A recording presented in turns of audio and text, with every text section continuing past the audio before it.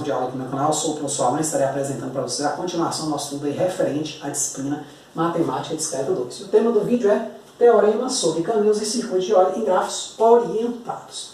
Na videoaula passada, gente, na playlist Matemática Discreta 2, né, a nova playlist da disciplina, nós abordamos um tema semelhante a esse, só que no contexto dos grafos não orientados. Agora, os nossos grafos terão em suas arestas uma orientação, beleza? Então, nesse sentido, nós também vamos ter dois teoremas categóricos. Eles vão ser capazes de nos dizer quando um grafo orientado possui um circuito de Euler, quando ele possui um caminho de Euler, quando ele não possui nenhum dos dois dessas duas características, tá certo? Então, o primeiro teorema diz o seguinte, ó. Um multigrafo orientado, sem vértices isolados, tem um circuito de Euler se e somente se for fracamente conexo e o grau de entrada e de saída de cada um dos vértices forem iguais. Então eu tenho aqui quais condições. Não pode ter vértice isolado, pontinho lá, separado do grafo. Ele tem que ser fracamente conexo, significa o seguinte, se eu retirar as orientações de todas as arestas, o grafo resultante tem que ser conexo. E agora a condição associada aos graus. Eu vou lá no primeiro vértice periférico. Grau de entrada desse vértice, grau de saída. São iguais? Beleza, passo para o próximo. Grau de entrada desses vértices, grau de saída. São iguais, passo para o próximo. Se assim não for para todos os vértices, ou seja, o grau de entrada e saída de cada um desses vértices forem iguais, então eu vou dizer que existe ali um circuito de Euler. Por outro lado, o teorema 2, ele fala o seguinte, um multigrafo orientado, sem vértices isolados, tem um caminho de Euler, mas não um circuito, nesse caso aqui agora é caminho, né? Se e somente se for fracamente conexo, mesma condição de cima, né? E o grau de entrada e de saída de cada vértice forem iguais, exceto para dois vértices, U e V, para os quais o grau de saída de U é igual ao grau de entrada de U mais 1, então o grau de saída desse vértice excede o grau de entrada em 1, e, no caso do outro vértice V, o grau de saída de V mais 1 é igual ao grau de entrada de V, quer dizer, o grau de entrada de V agora que excede o grau de saída, tá certo?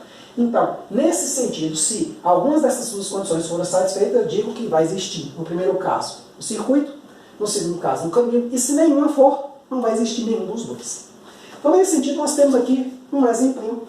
Esse exemplo já foi tratado em outra videoaula aí da playlist, só que no contexto de dispersão. E como eu venho sempre falando, a dispersão é algo perigoso. Por quê? Porque eu posso ter um grafo muito grande. E verificar graus, verificar grau de saída, de entrada, isso é muito fácil, muito rápido de ser implementado. Né? Então é melhor você ir buscar um objeto que exista do que necessariamente partir para a dispersão e ele não existir. Tá certo? Então, o exemplo diz o seguinte, aplique os teoremas anteriores, né? Teorema 1, teorema 2, na busca por circuitos ou caminhos de Euler nos grafos a seguir. Então aqui é o grafo F, G e H. Perceba que as arestas desses grafos têm orientações. Né? Então, nesse sentido, os resultados colocados se encaixam. Então, ó, temos que... Então, vamos começar analisando o grafo F.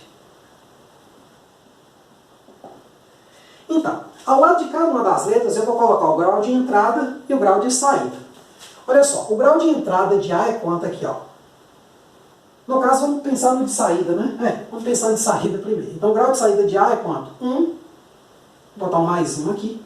E o grau de entrada, 1 menos. No caso do B, o grau de entrada é 1 e o de saída, ó, 1 também. No caso do C, entrada 1, saída 1. No caso de D, entrada 1, saída 1. No caso de E, entra 1, sai 1. Né? E no caso de F, entra 1, sai 1.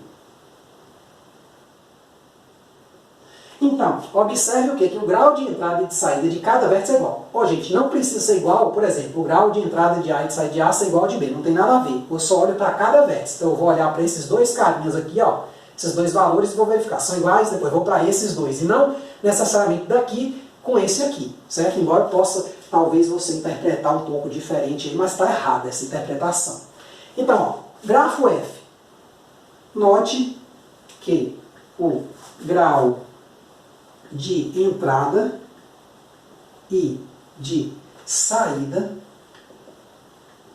de cada um dos vértices do grafo F é o mesmo, é igual.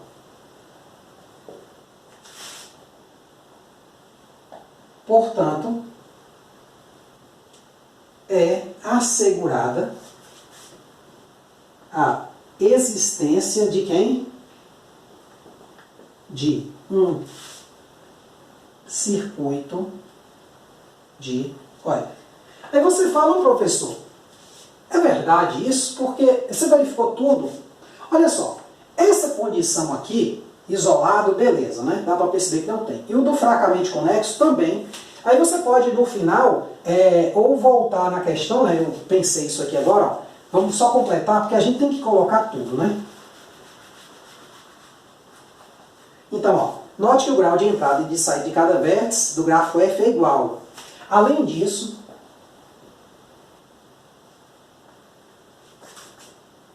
F não possui pontos isolados e é fracamente conexo.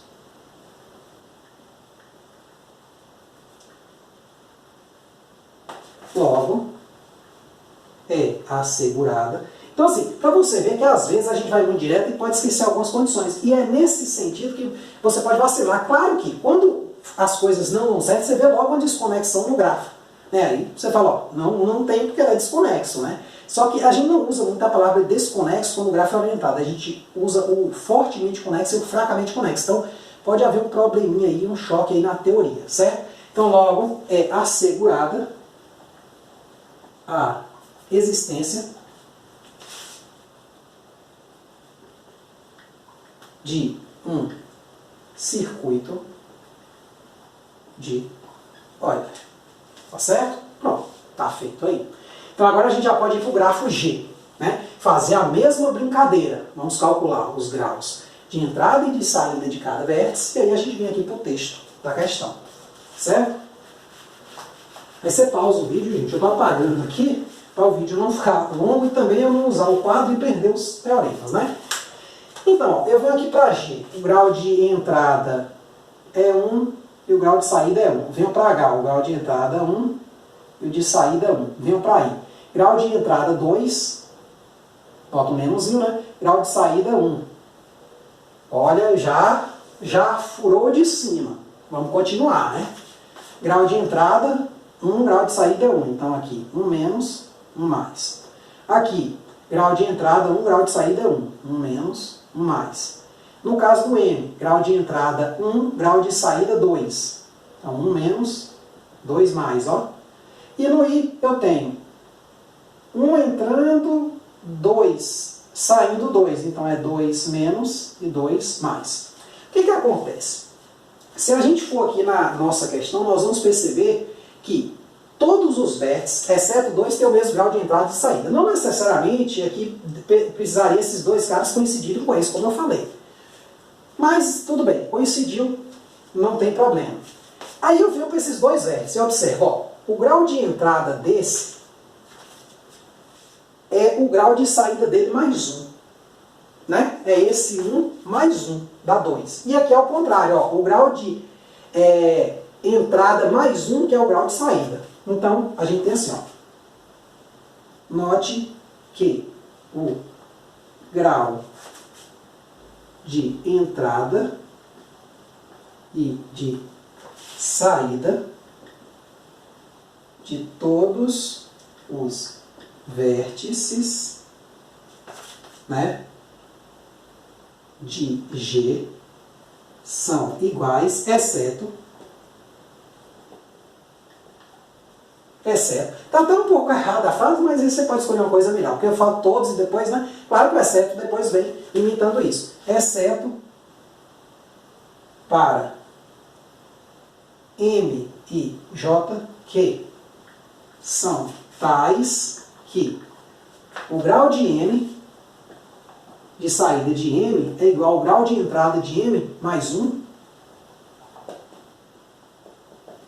E o grau de saída de quem? De J mais 1 é igual ao grau de entrada Como?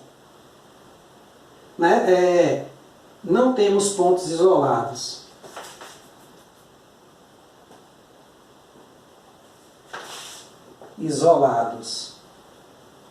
E, né, o grafo é fracamente conexo, né?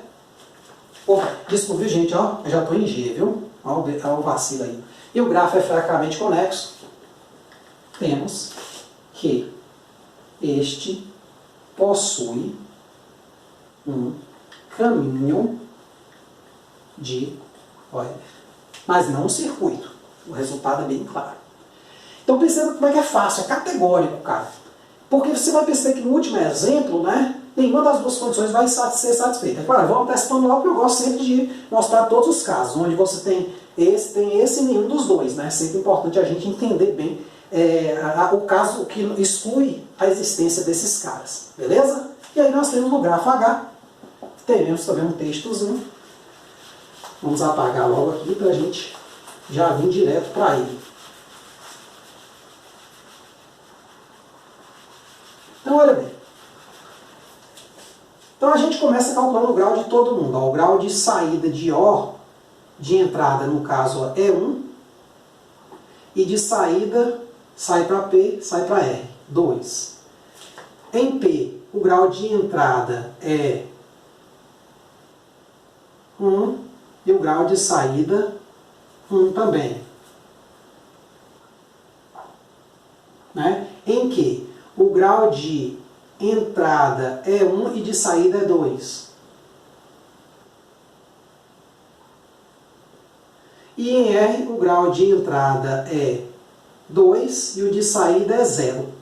Então aí deu tudo estranho, né? Então, nesse caso, não foi satisfeito nenhum teorema 1, nenhum 2, não existe, né? Nem um caminho, nem um circuito de Euler. Então, note que nenhuma das condições pedidas, ou exigidas, né, vamos colocar assim, exigidas, nos teoremas. Quer dizer, note que a condição dos graus, né, porque nenhuma não, eles não têm pontos isolados, né, então, note que a condição dos graus, eu ia falar uma besteira, né, pô, ele é fracamente conexo, ele não tem pontos isolados, mas note que a condição dos graus exigida no teoremas anteriores não é satisfeita. Logo, não. O grafo, né? Vamos botar assim, H, não possui caminho ou circuito de Euler. Pronto, simples, né? Então, sempre um texto, como eu venho sempre reforçando, né? É sempre importante, gente, que a gente explique o máximo possível que a gente está fazendo, porque para não gerar ambiguidade, né? Para não gerar ambiguidade em quem está lendo, né? A gente quer, na verdade, passar essa informação. Então, perceba que está bem, como eu falei, os resultados são bem categóricos nessa linha, né? Não resta dúvidas, digamos assim, em nenhum dos casos a existência ou não de alguns desses objetos aqui. Beleza? Então é isso aí, espero ter entendido. Qualquer dúvida, gente, é só colocar nos comentários. Muito obrigado, até a próxima.